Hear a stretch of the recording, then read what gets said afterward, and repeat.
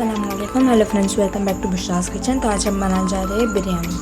2 kilo ഇറച്ചി എടുത്തിന്, 1/2 kilo തൈ എടുത്തിന്, പേര് 1 സ്പൂണ് മഞ്ഞ, 2 സ്പൂണ് കൊത്തമ്പാരിപ്പൊടി, 1 സ്പൂണ് ഗരം മസാല,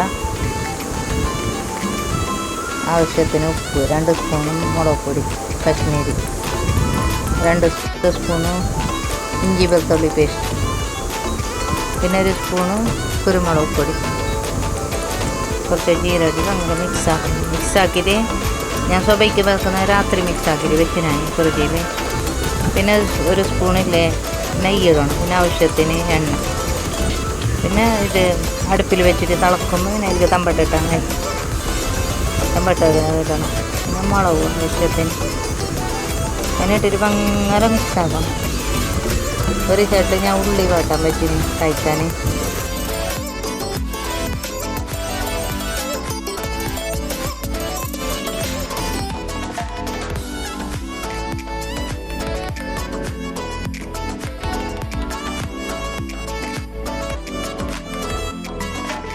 കാഞ്ഞത് അതിനെ ഇറച്ചിക്കിടണം, പകുതി ഉള്ളി കുറച്ച് മുകളിലിടാൻ വെച്ചങ്ങായി, പിന്നെ കൊത്തമീർ പുതിന ഇടണം,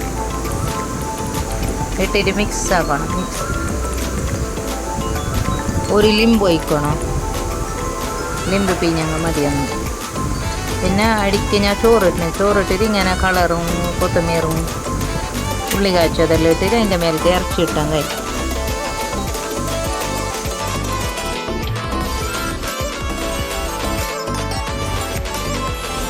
ഇതിനെ പെരത്തണം, പെരത്തിയിട്ട് പിന്നെ അതിൻ്റെ മേലേക്ക് ഉള്ള ചോറിന് ഇട്ടാൻ കഴിയും. ബാക്കിയുള്ള ചോറില്ലേ ഇതിൻ്റെ മേലേക്ക് ഇട്ടാൻ കഴിയും.